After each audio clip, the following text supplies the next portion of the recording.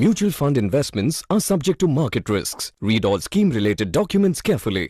काय तुमच्याकडे लमसम पैसे आहेत आणि तुम्हाला ते वाढवायचे पण आहेत आणि महिन्याला काही उत्पन्न पण पाहिजे, तर तुम्हाला म्युच्युअल फंडमध्ये SWP सिस्टमॅटिक विड्रॉल प्लॅन करायला लागेल आणि तुमचे पैसे पण वाढतील आणि तुम्हाला महिन्याला त्या पैशाचं व्याज सुद्धा मिळेल.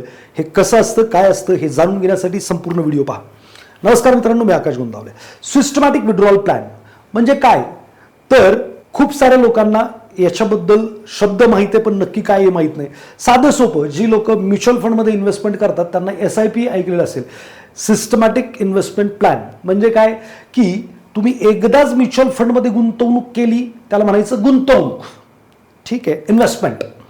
पण तुमच्याकडे एकदाच पैसे गुंतवायला नव्हते, तुमचा महिन्याला पगार होतो, म्हणून तुम्ही काय केलं, एक फंड हाऊस निवडलं, एक स्कीम निवडली, एक तारीख निवडली, एक अमाऊंट ठरवली आणि त्या म्युच्युअल फंडला सांगितलं की त्या तारखेला माझे तेवढे पैसे डिडक्ट. मग काय होणार, दर महिन्याला तुमच्या खात्यावरून ती जी ठरलेली तारीख आहे, ठरलेली अमाऊंट आहे तेवढी डिडक्ट होणार आणि म्युच्युअल फंड हाऊस जो काही NAV त्या दिवसाचा आहे त्यानुसार तुम्हाला युनिट अलोकेट करून टाकणार.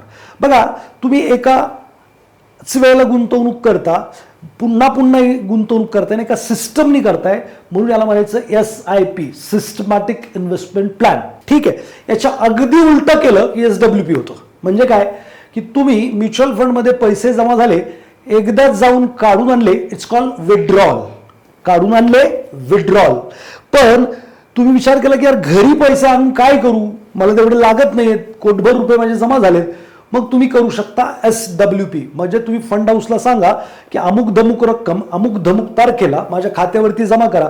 तुम्ही एकदाच विड्रॉल नाही करत आहे, का सिस्टमने विड्रॉल करताय, म्हणून त्याला माझं सिस्टमॅटिक विड्रॉल प्लॅन. मग ते फंड हाऊस तुमच्या खात्यावरती तुम्ही जी ठरवलेली तारीख आहे त्या तारखेला तेवढे पैसे जमा करेल आणि हे अशी सिस्टम चालू होईल.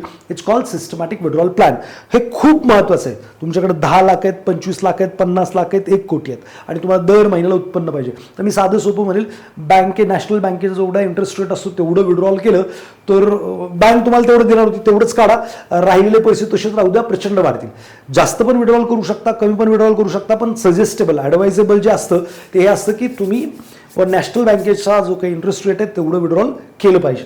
सो समजा तुमच्याकडे 1 करोड रुपये आहेत, 1 करोड रुपये तुम्ही ठेवले आणि दर महिन्याला 60,000 रुपयाची विड्रॉल घेतली, म्हणजे वर्षाची तुम्हाला 7,72,000, 7.2% किंवा 7.20% तुमची ही विड्रॉल बनेल. आणि 15 वर्ष तुम्ही जर असं केलं तर 15 वर्षामध्ये टेंटेटिव्ह तुम्ही 1,08,00,000 रुपये तुमची विड्रॉलची रक्कम असेल आणि तुमच्या हातात त्यावेळेला करंट व्हॅल्यू नावाचा जो प्रकार आहे हे साधारणपणे 5,30,00,000 रुपये असणार आहेत.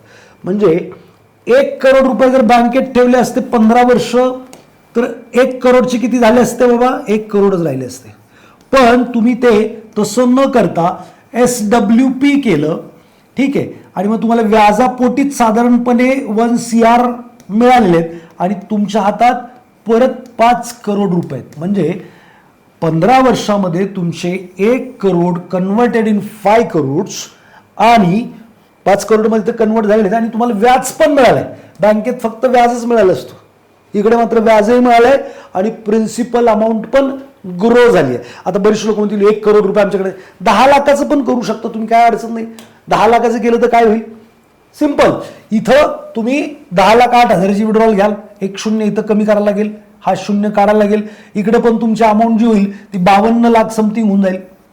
हा इकडचं काढून टाका, साधारणपणे 52-53 लाख रुपये तुमच्या हातात असतील. 10 लाखाचे 53 पण झाले 15 वर्षात आणि दर महिन्याला जे काही बँकेचा इंटरेस्ट होता तो पण मिळाला. हे अशा पद्धतीचं हे SWP आहे. जर तुम्हाला माहीत नाही, तुम्ही अजूनही FD मध्येच अडकलेले आहात किंवा फिक्स इन्कममध्येच अडकलेले आहात तर थोडीशी रिस्क घ्यायला लागेल, पण रिवॉर्ड पण त्या प्रमाणात फार चांगला आहे. सो डेफिनेटली मला असं वाटतं की जुन्या अवजारांनी शेती करण्यापेक्षा, जुन्या अवजारांनी वेल्थ क्रिएट करण्यापेक्षा किंवा वेल्थ खुंटवण्यापेक्षा तुम्ही नवीन जे काही इन्स्ट्रुमेंट आले आहेत, आता हे म्युच्युअल फंड नवीन नाही आहे, भारतामध्ये 1964 पासून म्युच्युअल फंड आहे, 60 वर्ष पेक्षा जास्त कालखंड गेलेला आहे. तर नक्कीच मला वाटतं की प्रत्येक माणसाने याचा उपयोग करून घ्यायला पाहिजे.